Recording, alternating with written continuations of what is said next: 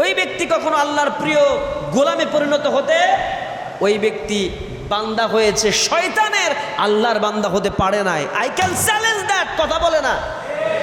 আজকের দিনে দেখেও যারা না দেখবে, শুনেও যারা না শুনবে, বুঝেও যারা না বুঝবে, যাদের কর্ণকুহরে মুসলমানের সন্তান হবার পরেও জুমার দিনের আজান যাদের কানের ভিতরে গেলেও তার কলম বন্ধ হয় না, জুমার দিনের আজান যার কানের ভিতরে গেলেও ব্যবসা বন্ধ হয় না, জুমার দিনের আজান যার কানের মধ্যে গেলেও সেই ব্যক্তির চাকরি বন্ধ হয় না, দুনিয়াবি কাজ বন্ধ হয় না, ওই ব্যক্তি কখনো আল্লাহর গোলাম হতে পারে না। জোরে কথা বলেন। জুমার দিনের আজান শোনার পরেও যে স্টুডেন্ট ফ্রি ফায়ার খেলা বন্ধ করতে পারে না, জুমার দিনে আজান শোনার পরেও যে সমস্ত স্টুডেন্ট ভাইয়েরা, যুবক ভাইয়েরা খেলাধুলা বন্ধ করে দ্রুত বেগে ওযু করে গোসল করে মসজিদে নামাজের জন্য আসবে, এটা করতে পারে না, ও কখনো আল্লাহর প্রকৃত গোলাম হতে পারে নাই। ওর ব্যবসার গোলাম, ওর চাকরির গোলাম, ওর খেলাধুলার গোলাম, স্পেশালি শয়তানের গোলাম। এই কথা বলেন, কার গোলাম? শয়তানের গোলাম। জুমার দিন আল্লাহ স্পষ্ট কোরআনের আয়াত নাজিল করলেন, এই দিন সম্পর্কে একটা সূরাই নাজিল করলেন, সূরার নাম সূরাতুল জুমআ।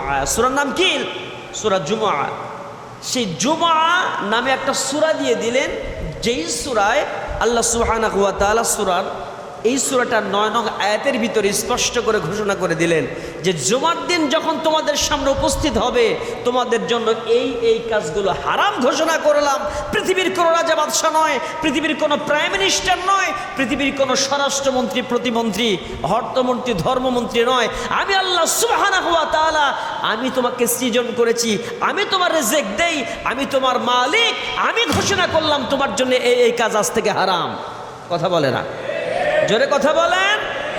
আজকের দিনের কার্যক্রম যেগুলো আল্লাহ হারাম করেছেন সেই কাজের ভিতরে যদি কোনো ব্যক্তি থাকে, ওই ব্যক্তি কখনো আল্লাহর নৈকট্য হাসিল করতে, ওই ব্যক্তি কখনো আল্লাহর প্রিয় গোলামে পরিণত হতে, ওই ব্যক্তি বান্দা হয়েছে শয়তানের, আল্লাহর বান্দা হতে পারে নাই। আই ক্যান চ্যালেঞ্জ দ্যাট, কথা বলে না? কারণ হচ্ছে এটা, একটু আয়াত থেকে আমরা প্রমাণ নেব। আল্লাহ কি বলছেন খেয়াল করেন। আল্লাহ স্পষ্ট করে জানিয়ে দিচ্ছেন। আল্লাহ সুবহানাহু ওয়া তাআলা জানিয়ে দিলেন, ইয়া আইয়ুহাল্লাযীনা আমানু, পৃথিবীর যারা ঈমানদার, ঈমানদারদেরকে লক্ষ্য করে আল্লাহ তাআলা আয়াত নাযিল করলেন। হে ঈমানদার যারা, তোমরা সুন্দর করে ভালো করে শোনো। ইযা মানে যখন, নুদিয়া লিস-সালাতি মিয়াউমিল জুমআ, ইযা মানে যখন, নুদিয়া মানে আহ্বান করা হয়, ডাকা হয়, লিস-সালাতি নামাজের জন্য আহ্বান করা হয়, যখন মিয়াউমিল জুমআতি, জুমার দিনে যখন তোমাদেরকে আহ্বান করা হবে, জুমার দিনে যখন তোমাদেরকে ডাকা হবে, ফাসআউ, তখন তোমরা দৌড় দাও। ফাসআউ মানে হচ্ছে দৌড় দেয়া, কিন্তু এখানে শব্দের অর্থটা হবে তখন তোমরা আগমন করো, তখন তোমরা সেই দিকে ধাবমান হও, সেই দিকে চলে যাও। কোন দিকে চলে যাবে? ইলা যিকরিল্লাহ, আল্লাহ রাব্বুল আলামিনের জিকিরের দিকে তোমরা তখন অগ্রসর হও, চলে যাও। জোরে বলেন সুবহানাল্লাহ।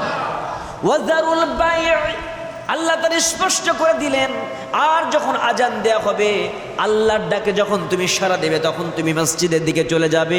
আর সেই সময় তোমার জন্য হারাম করে দেয়া হলো, আমি আল্লাহ রব্বুল আলামিন তোমার জন্য সকল প্রকার ক্রয় এবং বিক্রয়, এটাকে আমি হারাম ঘোষণা করে দিলাম। জোরে বলেন আল্লাহু আকবার। শুধু তাই নয়, আল্লাহ তাআলা বলছেন, যালিকুম খায়রুল লাকুম, এটাই তোমার জন্য কল্যাণকর, এটাই তোমার জন্য মঙ্গলকর, এটাই তোমার জন্য শুভকর। ইন কুনতুম তা'লামুন, যদি তুমি সেইটা অনুধাবন করতে পারো, যদি তুমি সেইটা বুঝতে পারো। জোরে বলেন সুবহানাল্লাহ। আল্লাহ বলছেন, আমি আল্লাহ ক্রয় এবং বিক্রয় উভয়টাকেই, যে ব্যক্তি বিক্রি করে তাকে বলা হয় বিক্রেতা, আর যে ব্যক্তি ক্রয় করে তাকে বলে ক্রেতা। অর্থাৎ যেই ব্যক্তি বটতলায় তরমুজ বেচুক, চাউল বেচুক, পেঁয়াজ বেচুক, মরিচ বেচুক আর তেল বিক্রি করুক, ওই বিক্রেতা, এবং আজান শোনার পরে যারা ওই বাজারের মধ্যে ক্রেতা থাকবে, কিনবে স্পেশালি জুমার দিনে, আল্লাহ তাআলা বলছেন এই সমস্ত ক্রয় বিক্রয় আমি আল্লাহ তাআলা নিষেধ করেছি, আমি আল্লাহ হারাম ঘোষণা করেছি, আমি ত্যাগ করতে বলেছি। আল্লাহ যেটা ত্যাগ করতে বলে সেটা হালাল না হারাম? কথা বলে না। আল্লাহ যেটা বাদ দিতে বলেছে সেটা হারাম, আর যেটা করবে, যে ব্যক্তি করবে, সে আল্লাহর নৈকট্য হাসিল করতে পারবে না। আল্লাহ বলছেন, এটা তোমাদের জন্য কি শ্রেয়, এটা তোমাদের জন্য কল্যাণকর, এটা তোমাদের জন্য ভালো, এটা তোমাদের জন্য শুভকর। কুনতুম তা'লামুন, যদি তোমরা সেটা উপলব্ধিতে আনো, যদি তোমরা বোঝো, তাহলে সেইটা তোমাদের জন্য কল্যাণকর হবে। কিন্তু আমরা তো এমন মুসলমান, আমরা ওয়ালাকাদ যারা'না লিজাহান্নামা কাসীরাম মিনাল জিন্নি ওয়াল ইনস লাহুম কুলুবুন লা ইয়াফকাহুনা বিহা ওয়া লাহুম আ'য়ুনুন লা ইউবসিরুনা বিহা ওয়া লাহুম আযানুন লা ইয়াসমাউনা বিহা উলাইকা কাল আনআম বাল হুম আদাল উলাইকা হুমুল গাফিলুন। আল্লাহ বলছেন, অনেক জিন জাতের মানুষদেরকে আমি আল্লাহ তাআলা জাহান্নামে পাঠাবো, জাহান্নাম তাদের দিয়ে ভরাট করব, পূরণ করব। তারা কারা?